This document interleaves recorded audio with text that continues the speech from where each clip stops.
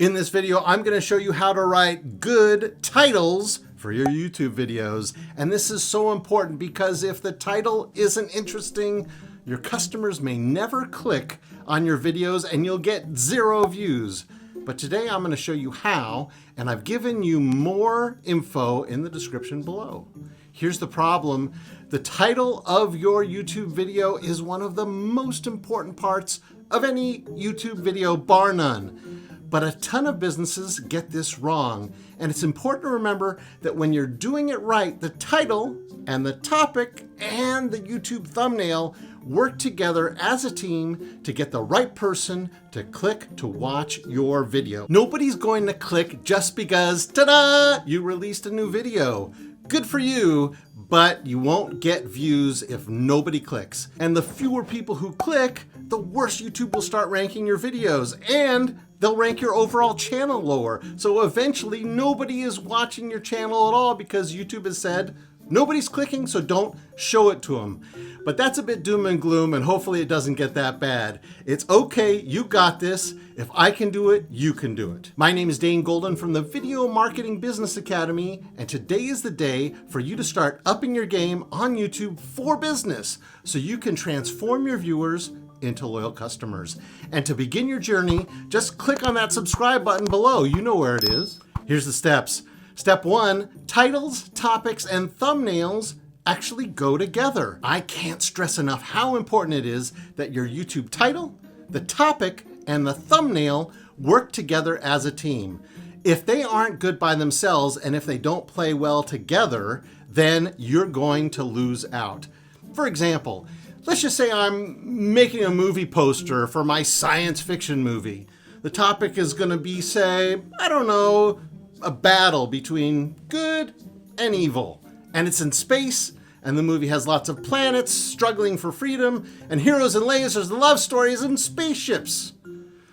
Okay, that's the topic. The poster, or in this case, the YouTube thumbnail, is going to have some of those visual elements, and it's going to look and feel so you know in a second whether it's a movie you want to see or not.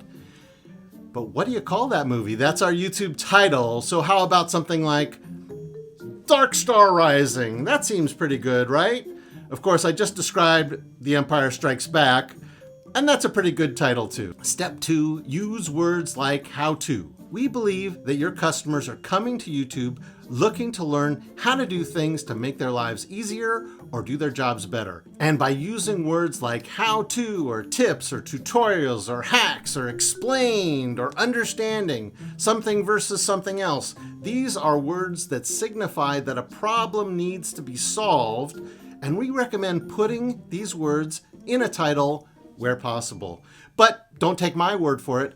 Take a look at Google Trends. When you toggle by web searches, which essentially means Google, people are searching for what questions a little bit more than how-to questions, and all those other types of questions like why, when, which, who, and others. Now that's on Google. But if you do the same search by toggling for YouTube instead of Google, how to beats out what and all the other questions by far. That means that people are on YouTube looking for how-to questions. What this tells us is that using how-to or other how-to-like words like tips, tutorials, hacks, understanding, explained can get you more clicks. Step 3, be accurate, but also be enticing. You don't want to be deceptive in your YouTube video titles. You want to be accurate, but enticing. For instance, you don't want the title of your how-to video to be Summer at the Beach. If it's really about life insurance, even if you think Summer at the Beach would really get more clicks, you don't want to do that. Why is this? Because people will click on it, and then when they realize it's about a different topic, they're going to click off fast. And what does this do? This short view duration makes YouTube rank the video very low. And you've also sort of betrayed the trust of your viewer, and they probably don't want to watch your other videos. Now remember, even if you have a product or service that some people think is boring, for the person who has that problem right now and is struggling to solve it, you've got the most interesting video in the entire world. The other people who think it's boring, they don't matter because they were not your audience to begin with. But you can also use more enticing language. So instead of something like how to hammer a nail, you might say how to hammer a nail, brackets, save your thumbs. Or you might just say save your thumbs. You don't always have to do how to, but you get the idea. Step 4, be brief. If it takes too long a title to describe your video, I'm sorry to tell you, you probably have a bad video. This topic may be better as a long blog post instead, so put that over on your blog. I'd say that 3 to 7 words is probably the sweet spot for a title. And here's why. You've only got about 1/5 of a second for people to decide whether to click on your video or not. Think about how you do it. When you're deciding which video to click on next, do you take a reasoned approach to which video? Well, I don't want to click on anything too fast. That wouldn't be prudent. No. The viewer is also looking at the same time at a lot of other videos right next to yours to decide which one to click on next. A title that's too long is confusing because it takes just too long to read. And if you've ever heard of StoryBrand, you confuse and you lose. Also, most YouTube viewers are on mobile. That means they're on their phones. And in some places on the YouTube mobile app, only the first 2 or 3 words of a title are visible. And in most places on mobile, only about 35 characters are visible. So keep it brief. Step 5, get the phrase right. Okay, so you know the general words you're looking for, but how do you arrange them? This can be really important. For example, I was writing a tutorial about how to verify your YouTube channel, but there were some other variations on the language, like how to validate your YouTube channel, and sometimes they called it a YouTube account instead of a YouTube channel. But it was important to get it just right because YouTube, confusingly, has 2 very similar names for getting verified. One was for big, huge channels, and one was for brand new channels. Also, people might be searching for one of these when they really want the other. So you have to get in their mind, get in their skull of the viewer a bit. So for my video, I ended up going both ways. I ended up going with how to verify a YouTube account as the title, but actually in the thumbnail, I put verify YouTube channel. And so I sort of did both to compromise. Basically, try to be the thing you would click on if you were trying to solve the problem that you solve in your video. You might even try rearranging the title, particularly if it's a really long one. For instance, instead of how to make chicken soup with grandma's recipe, you might do chicken soup, bracket, grandma's recipe, how to make it, or something like that. Or you might just forget the how to make it at all. You might just say chicken soup, grandma's recipe. That's all you need. To find the right phrasing, one of the easiest ways is to start by using the autocomplete in YouTube search. So you just type in your main phrase and see what comes after that automatically. You can also do what I call the underscore search, where you do an underscore, a space, and then the phrase. This tells you the most popular overall phrases with your keyword phrase in order. And Google has the People Also Ask section, which will tell you the most popular related questions. And there are great paid tools that help you up your game here. And I have affiliate links in the description.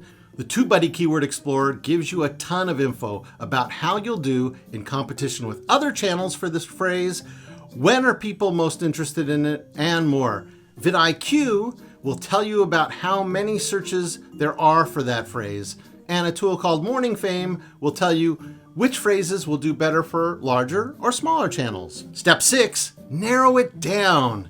Sometimes if you use too broad a title, it will get lost in the shuffle. But if you are more specific, you can also win the day and also focus on your target audience.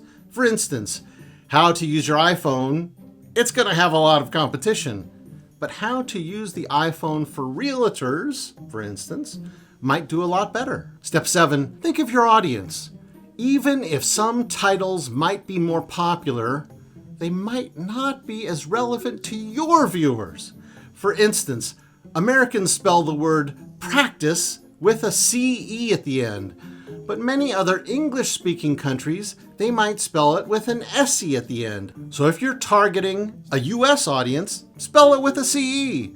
Also, if you're targeting an expert in a field, go ahead and use expert words. You may not get as many views, but they may be more valuable viewers and respond better to your videos. Step 8, capitalize some words. Now, I usually capitalize certain words to make them stand out in a title. So for this tutorial, which is about YouTube video titles, I might capitalize titles or YouTube, or both YouTube and titles. Now I should tell you, the YouTube Creator Insider channel says don't do this. Don't do capitals, and certainly don't do all caps in every word in the title. But I think if you use it sparingly, it's okay. I've seen them use it. I've seen other channels use it. It's okay, even though they say don't do it. But don't do it all the time. Step 9, consider emojis. Now, even if you're a business, emojis can help. Emojis are eye-catching, they're friendly, and sometimes you can find one that either makes it easy to represent your company